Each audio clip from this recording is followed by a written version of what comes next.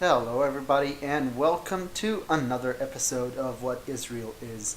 And today I want to start delving into the crux of the issue and do a brief and relatively maybe simplified historiography of the conflict.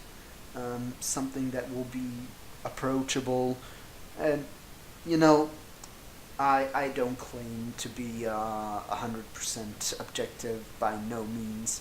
Um, I am Israeli and, a liberal, leftist, whatever, but I am an Israeli and I am a Zionist.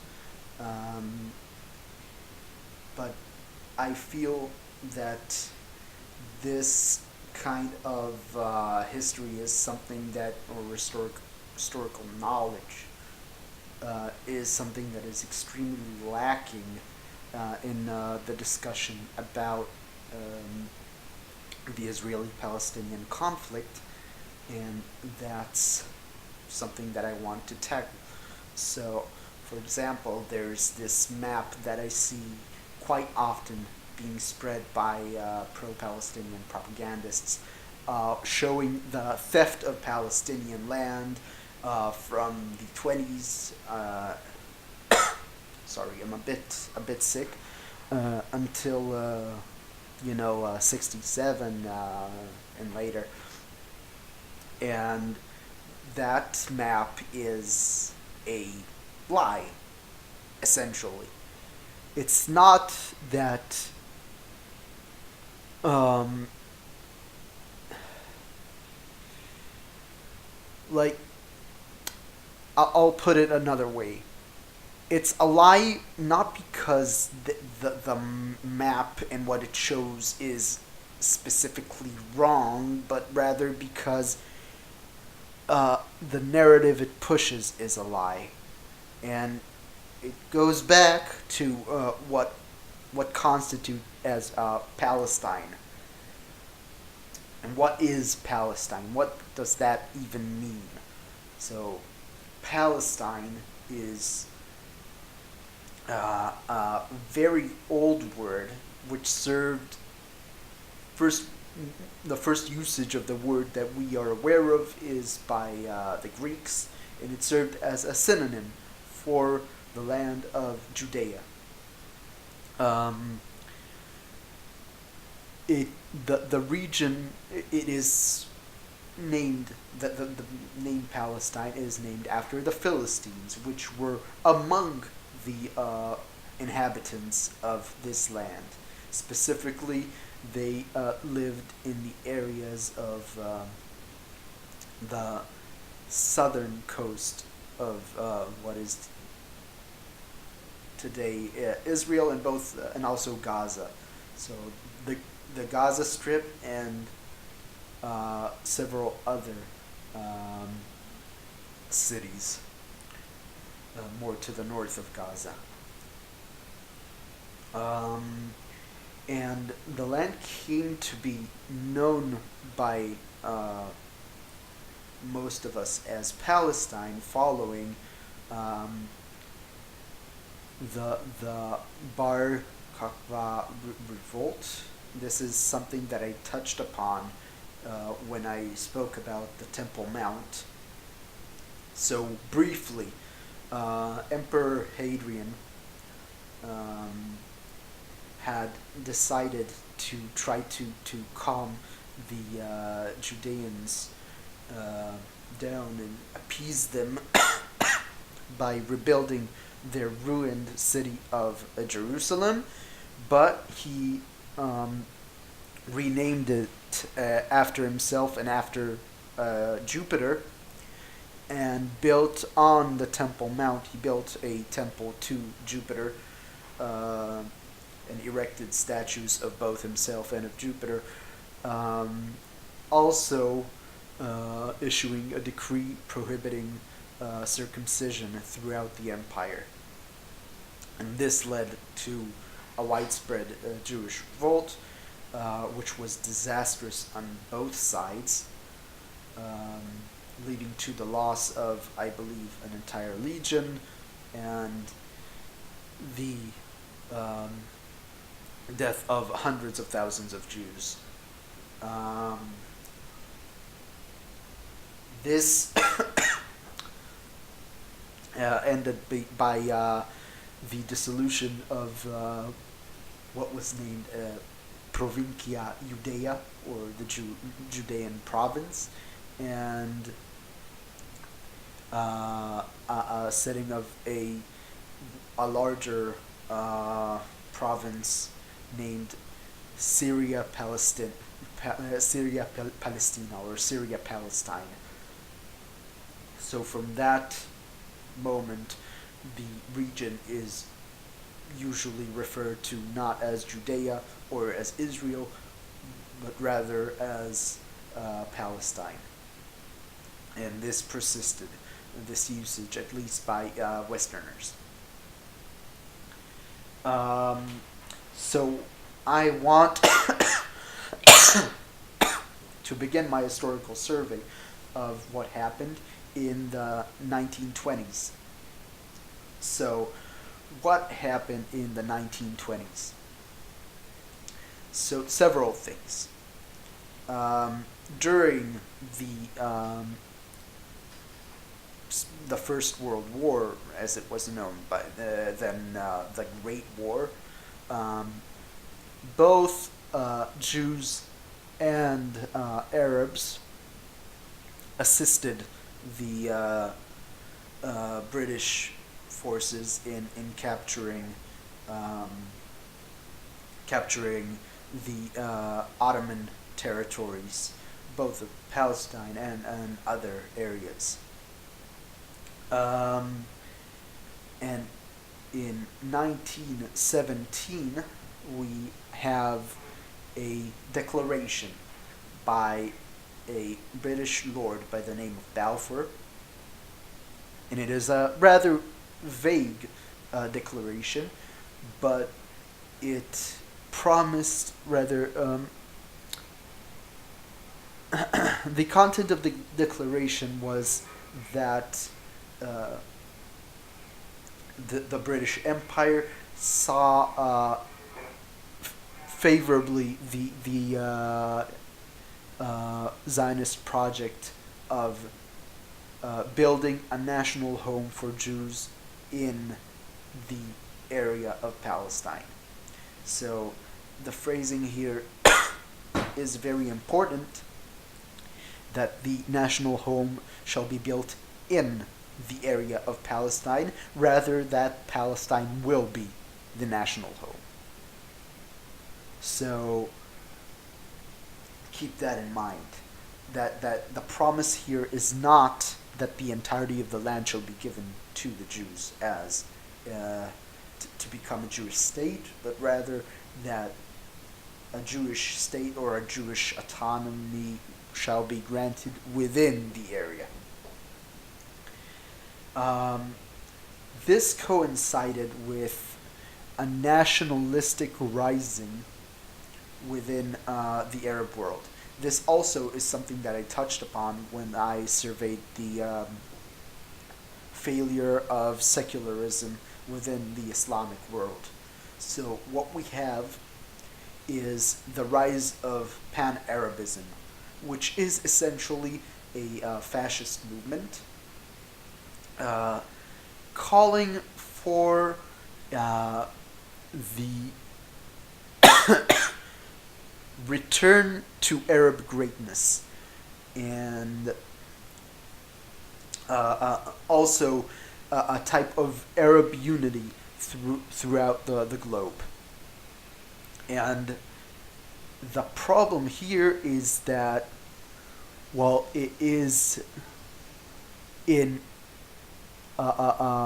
principle a kind of fascist movement, it also was not entirely divorced from religion. So many of the Pan-Arabists of the time, they explained their revolt against the Ottomans as call, like a call to restore Islam to its greatness, and said that the Turks essentially, specifically the young Turks, have caused a decadence in Islam.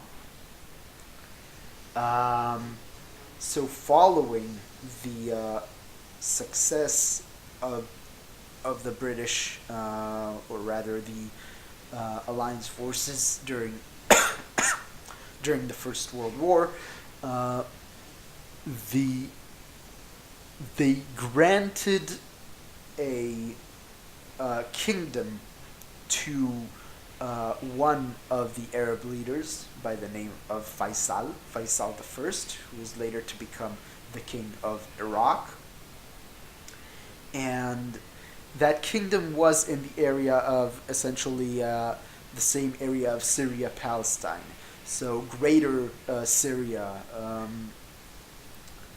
However, this was rather a hollow promise that the Western powers had no intention of honoring, and following the Sykes-Picot agreement, they took over all the lands that were given as the Kingdom of Greater Syria. And this did not this did not sit well with the Pan-Arabists. Um, the Pan-Arabists saw a window of opportunity after the war. Um, it was the first time in 500 years that Arabs were free from Turkish rule, and they had an intention of setting up a Arab-wide state that will try and rival the advances of the West. And doing so, by the way, by rejecting Western values and secularism, etc., etc. So this is kind of the backdrop of what happened. And now we get to 1920. And in 1920, we had the first of what is going to be many pogroms in the land, and what is the beginning, essentially, of the Israeli-Palestinian conflict. So, in the wake of the Franco-Syrian war between Faisal and the French forces, there is a rise in the Pan-Arabist nationalistic sentiment throughout the Arab world, and this held true here. The Jewish leadership was not blind to this and tried to warn the British authorities of the of the anti-Western and specifically anti-Jewish sentiment, and of incitement going on, and a possible pogrom taking place. The British responded that they had the situation under control, which proved to be false. A cleric, a Muslim cleric by the name of Amin Al-Husseini, later known as Hajj Amin Al-Husseini, incited the pilgrims during the festival of Nabi Musa while they were praying, and they later marched on Jerusalem. Upon arriving there, Arab dignitaries made speeches promoting the violent opposition to the Jewish presence in the land, and the mob proceeded to attack Jews, plunder Jewish property, rape Jewish women, and desecrate Jewish synagogues and graveyards. Um, Jewish militia forces from the Haganah, which was essentially an illegal Jewish militia, um, were prevented from entering Jerusalem by British soldiers, and essentially the mob was given free hand to do as they will.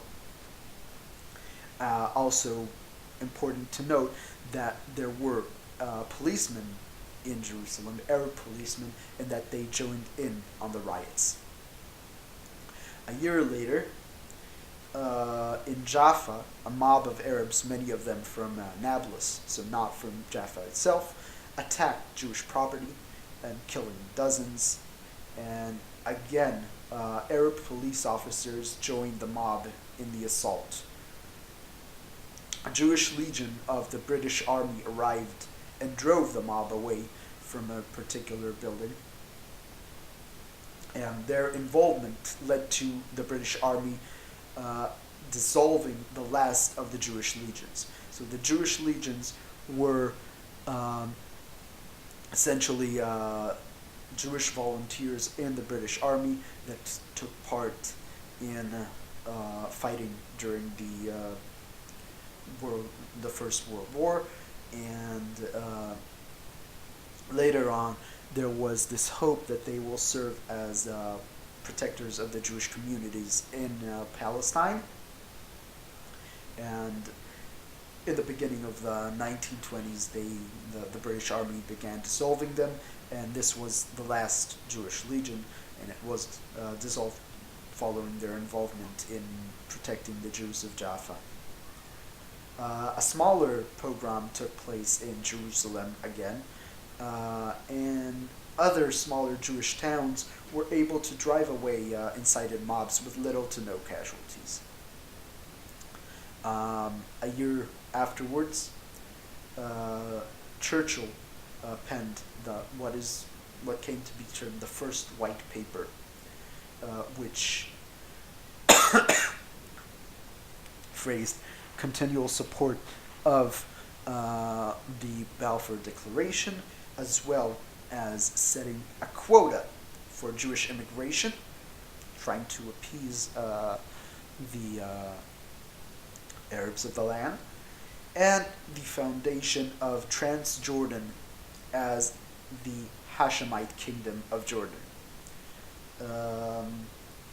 This was kind of because beforehand the land that was that constituted Palestine included also Transjordan, and essentially Jews could ostensibly set up towns there, but this ended with the foundation of the Hashemite kingdom there.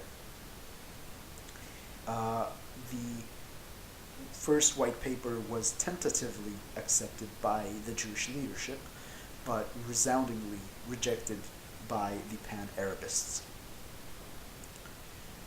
Later on in this decade, we have during 1929,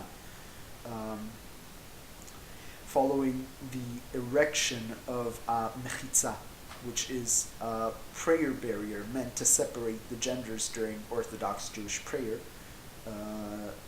at the Wailing Wall Plaza during Yom Kippur of 1928.